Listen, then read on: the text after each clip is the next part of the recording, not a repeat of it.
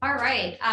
And finally, we're going to move forward and wrap up the day with a really exciting presentation. We have Dr. Alexis Schutz, who's joining us virtually as well. She's going to be presenting Race to the Summit, the impact of a social media-based exercise competition on physician physical, psychological, and emotional well-being.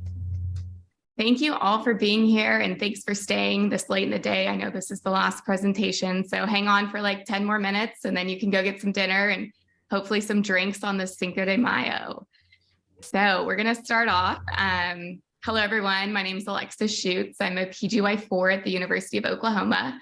I also serve as the Vice Chairman for the ACRO Resident Committee. I'm excited to share with you today the preliminary results from our study, Race to the Summit, the impact of social media-based exercise competition on physician physical, psychological, and emotional well-being.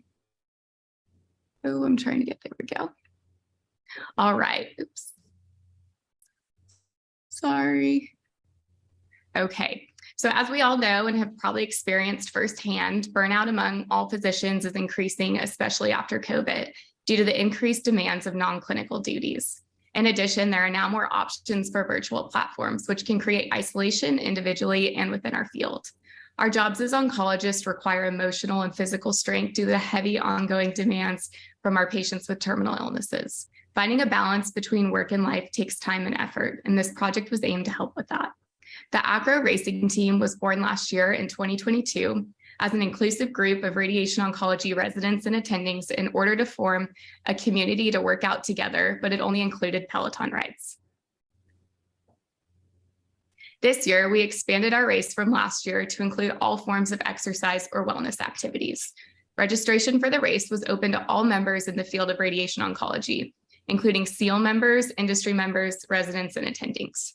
There were 85 members that participated, and the race started on January 1st, 2023, and lasted 9 weeks until the end of February. Stats were calculated based on total exercise minutes, which were logged into the Strava app by the individuals that participated on each team. Weekly leaderboards were updated, and there were prizes awarded by ACRO for the top individuals. The project that I'm talking about today focused strictly on physician wellness within the Race to the Summit. We created 2 30 questions surveys that were administered to the members of team attending and team residents, a pre-survey before the race and a post-survey after the race. The pre and post surveys were created using the validated Stanford Medicine Wellbeing Survey and the IPAQ, the International Physical Activity Questionnaire, to create a combination survey assessing if increase in physical activity can have an impact on the psychological and emotional well-being in the workplace, but specifically here, just for radiation oncologists. Our study assessed the 70 radiation oncology physicians that participated in this race. The graph on the left represents ages within our study, and the graph on the right shows the distribution of participants in the stages of their career. Please note that not all that participated in the race completed the surveys. They were voluntary. Our surveys reflect about 50% of those that participated. In the race, Team Resident took the win by beating Team Attending by about 100 hours of exercise, logging almost 1,500 hours of exercise minutes over the 9-week race. Collectively, Team Resident and Team Attending logged 2,870 hours in just 9 weeks. In the pre and post survey, there were 6 questions addressing exercise habits that were subdivided into 2 groups. Vigorous activity, which was jogging, cycling, lifting, or exercises that increased your heart rate significantly, versus moderate activity, which was less strenuous, like walking, yoga, meditation, but was intentionally done for wellness. We saw an increase in days a week participated in vigorous activities. When asked how many days did you participate in vigorous activities this week, we saw the 5 to 6 category increase from 23% before the race to 40% after the race. Also, when asked how many minutes a day did you spend on vigorous activity, before the race, it was 0% of physicians that were exercising 61 to 75 minutes a day to 23% after. There was also an increase in days with moderate physical activity seen. Again, in this 5 to 6 category range, it went from 11% before the race to 27% after the race. This data shows that there was an increase in both moderate and vigorous activity seen by the residents and attendings compared to the pre-race data. Total exercise minutes, the vigorous plus the moderate, in 1 week increased overall. And when broken down between team attending and team resident, it showed that before the race, 0% of attendings were exercising more than 8 hours a week. And after the race, 16% of attendings were exercising 8 hours a week. The residents had 16% before, and it increased to 28% after that were increasing 8 hours a week. Interesting, we also looked at the average time sitting in a week. So prior to the race, 38% of radiation oncologists spent 8 or more hours sitting a day.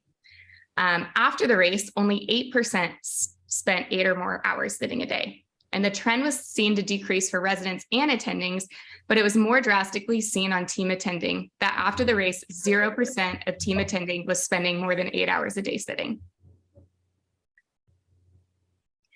There were 11 questions that assessed well-being in the workplace in our survey. When asked, I feel happy at work, the biggest difference was seen in the extremely category, which increased from 16% to 35% after the race. The same trend was seen when asked, do you feel worthwhile at work? The extremely category increased from 20 to 43%.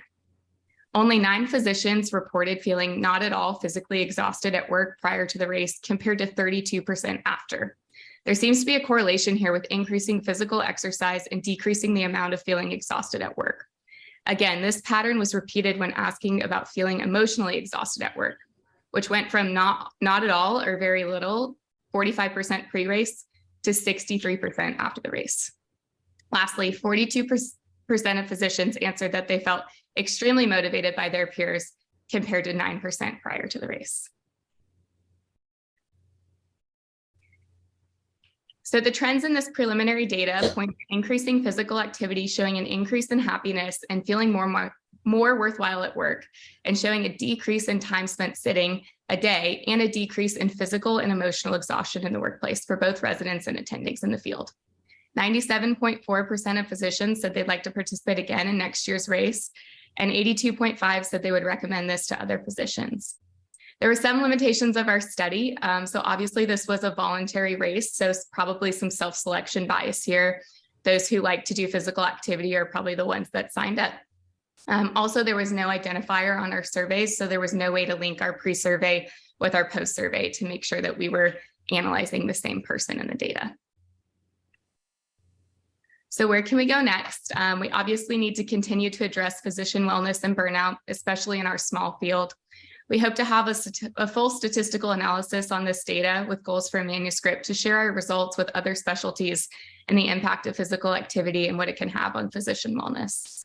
The ACRO racing team continues on and is always open to new members, so anyone can join our ACRO racing team. It's on Strava and it's voluntary. You just log any of your workouts on there. You can reach out to me or join on Strava. We will have another race this year, which will be in 2024, and we will probably start advertising it in November. So here's a picture on the left of some of our participants of the ACRO racing team at the ACRO Summit this year. So I want to thank everyone that participated. It was a really fun time, and I'm really proud of everyone that logged their minutes. And a thank you to ACRO for allowing me to spearhead the race to the summit this year. And a big thank you to my amazing colleague and friend, Annie Levine, who I actually met through this racing team and helped me run this project. So thank you, everyone.